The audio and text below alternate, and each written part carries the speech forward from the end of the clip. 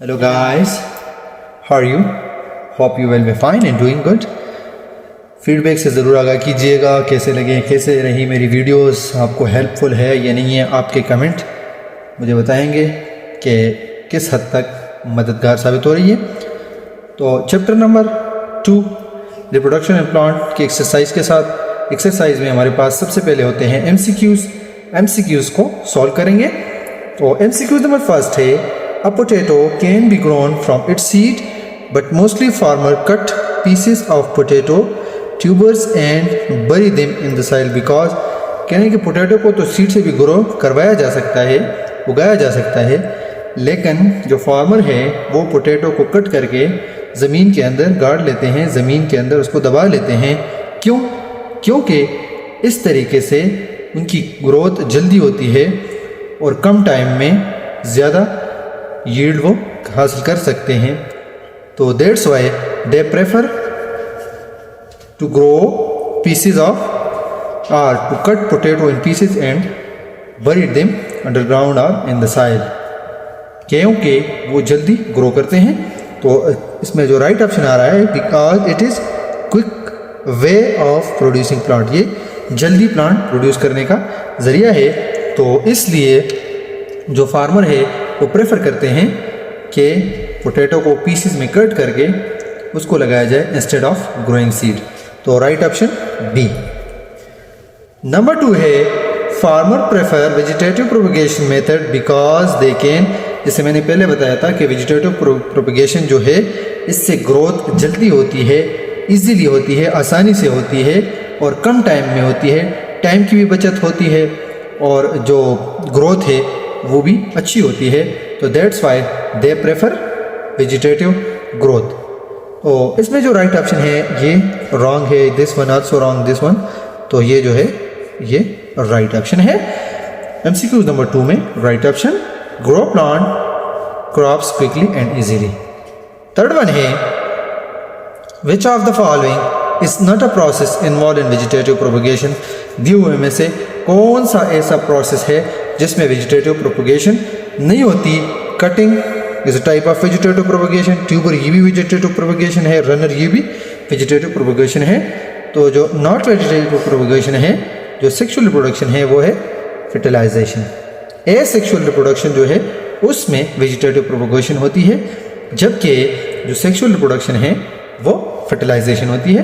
तो that's why it is right option D. Sexual reproduction is a big advantage to a group of organism because it provide a lot of क्या provide करते हैं sexual reproduction में। जब meiosis होती है, meiosis के and में जो न्यू ऑफस्प्रिंग प्रोड्यूस होता है उसमें वेरिएशन आती हैं। वो जो अपने पेरेंट्स होते हैं उससे उनमें वेरिएशन आते हैं, वो थोड़े से डिफरेंट होते हैं। तो जो सेक्सुअल रिप्रोडक्शन है इट प्रोड्यूस वेरिएशन। जो माइटोसिस होती है उसमें जो ऑर्गेनिज्म प्रोड्यूस होते हैं वो आइडेंटिकल होते हैं, जबकि सेक्सुअल रिप्रोडक्शन होती है मियोसिस उसमें इन्वॉल्व होता है। तो उसमें जो ऑर्गेनिज्म प्रोड्यूस होती है, ये मियोसिस की एक खासियत है, एक कैरेक्टरिस्टिक है कि ये वेरिएशन काज करती है। तो जो राइट ऑप्शन है वो है A, it causes variation in offspring. Number 5 है, an onion plant produces a new plant without the formation of seed.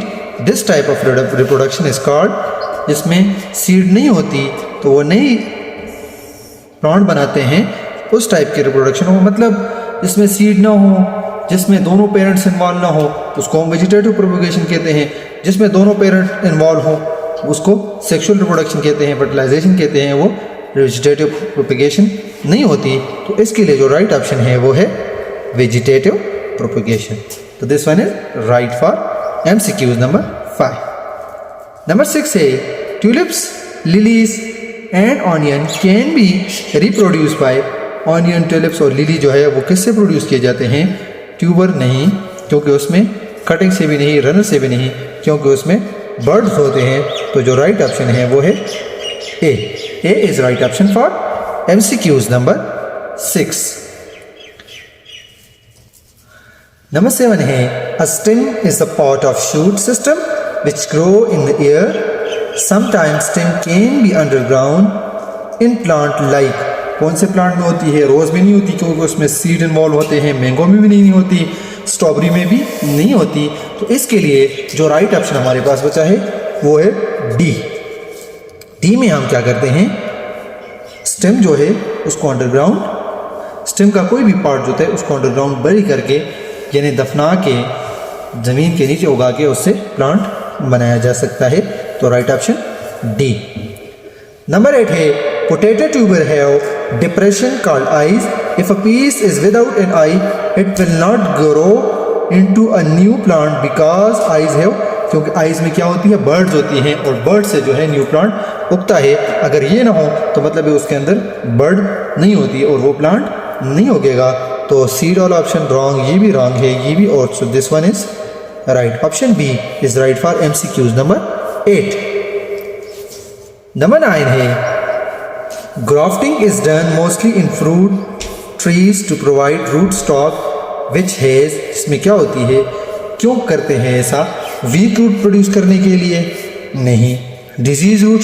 नहीं, बिल्कुल भी नहीं। Small root? नहीं। वो ऐसे प्लांट प्रोड्यूस करते हैं जो स्ट्रांग भी हो और रेजिस्टेंट भी हो, यानी डिजीज रेजिस्टेंट भी हो। तो इसमें जो राइट ऑप्शन है हमारे पास वो है B. So B is the right option for MCQs number 9। MCQ number 10 है इन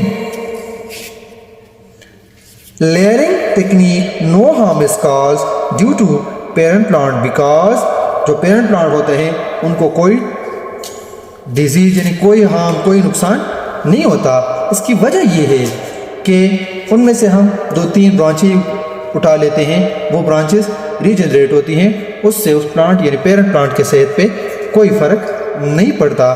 तो that's Y layering is a good technique for vegetative propagation. तो जो राइट ऑप्शन है वो है MCQs नंबर 10 में फ्यू ब्रांचेज आने वाले, इनमें चंद ब्रांचेस इन्वॉल्व होती हैं लेयरिंग टेक्निक में, not all plant, only few branches are involve. तो जो राइट ऑप्शन ए है फ्यू ब्रांचेस आर इन्वॉल्व। तो इसी के साथ MCQs सॉल्व हो गए। अब चलते हैं match the column, column A and column B.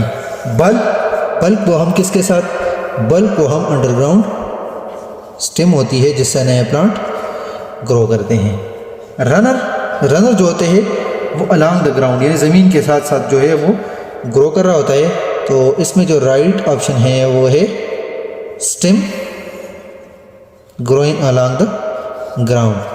Tuber जो है वो अंडरग्राउंड स्टेम होती है, इसके लिए राइट ऑप्शन, जिस तरह पोटैटो और उसमें होती है ऑनियन वगैरह में, इसमें ये राइट ऑप्शन है।